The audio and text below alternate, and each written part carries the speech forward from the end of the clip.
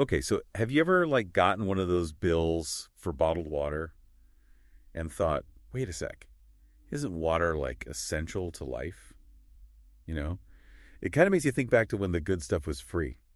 It's actually way more than just a thought. For most of human history, those essential things were free. Like food, water, shelter. It all came straight from nature. Yeah, and that's exactly what we're diving into today.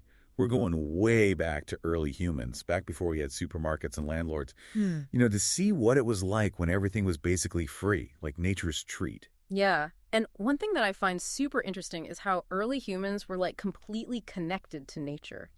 We always say that they lived in nature, but it was more like they lived with it. Totally.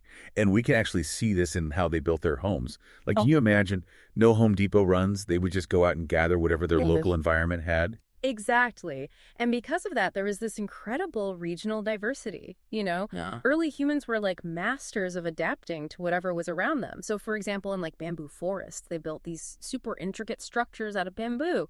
And in areas with clay soil, they'd build these sturdy homes from mud bricks. They would even bake them in the sun sometimes. It's like their building materials were just in their backyard. It's so cool. Yeah. And the best part, no mortgage. Just the work they put in with their own hands. Yeah, exactly. The real cost was the time and effort they put in, not money, like we think of it today. So true. Okay, so now imagine you're thirsty.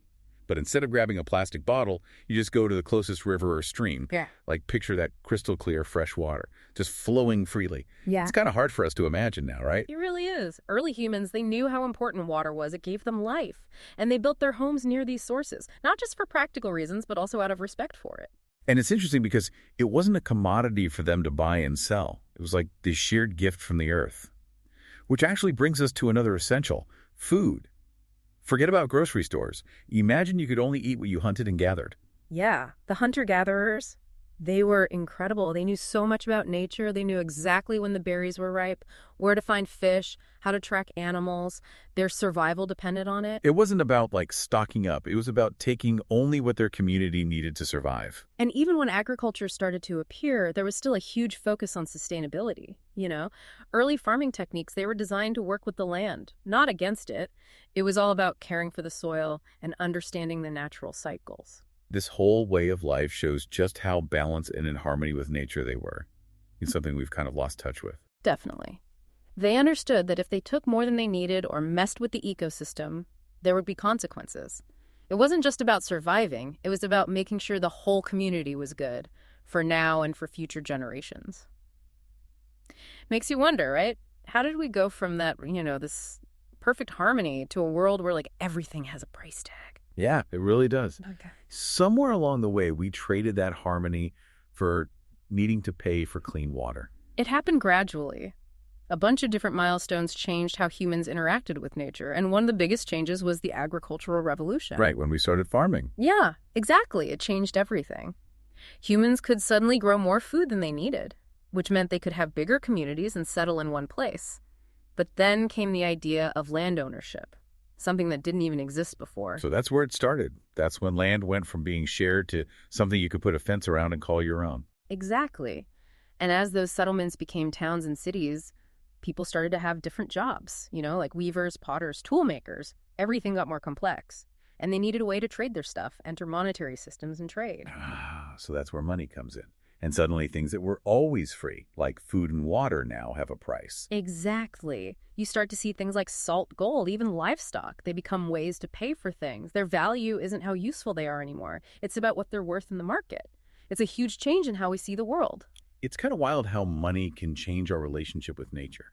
Like we go from seeing it as a source of life to seeing it as a way to make money. That's such an important point. And then the Industrial Revolution made it even worse. Mass production became the goal, and factories needed a ton of raw materials to make all this stuff. So basically, we started treating nature like a giant warehouse to take from. And that's where the problems really begin. This idea that we can just use nature for our own profit. That's at the root of so many of the issues we're facing today with the environment and even with each other. So let's talk about that. What are the consequences of turning everything into something you buy and sell? Yeah. What has it done to us on the planet? It's like we've created this system where we can't even afford the basics anymore. Clean water, healthy food, a safe place to call home. Things that used to be free now depend on how much money you have. It's kind of a bummer. It is. But there's still hope we can learn from the past. Those early societies, they might seem basic compared to us, but they had this wisdom that we've lost. So are you saying we should dish our phones and go live in a forest? Because I kind of like having Wi-Fi. Uh-huh. Not exactly. It's not about going back to living in caves. It's more about remembering those basic ideas of sustainability and balance. That's what guided them, Yeah. figuring out how we can use those ideas today. Okay, I like that. So how do we actually do that? What would that even look like? Well, think about those early farming techniques we talked about. They were all about working with nature, not against it. And today we're seeing those ideas come back with things like regenerative agriculture.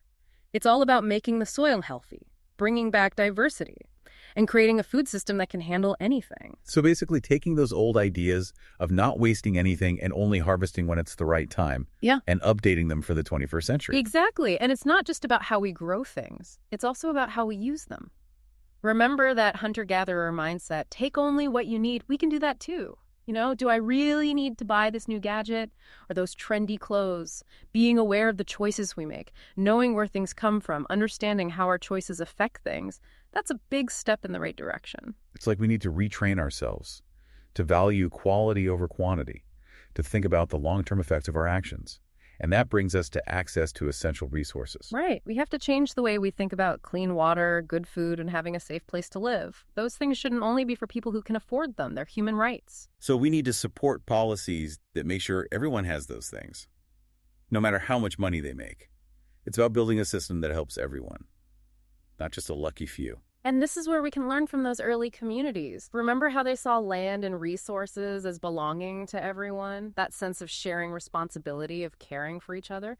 We can do that today, too. So things like community gardens, co-housing projects, supporting local businesses. Yeah. It's all about creating a network, feeling like we belong, working together to build a better future. Exactly.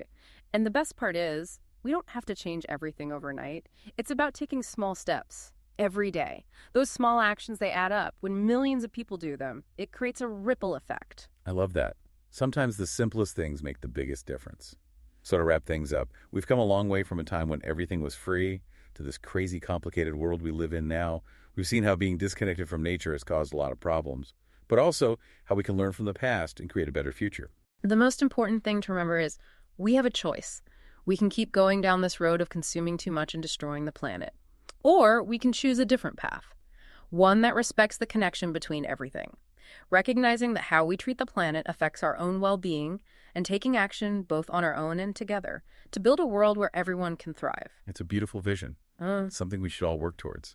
So thanks for joining us on this deep dive. And remember, even small actions can make a huge difference. It all starts with you.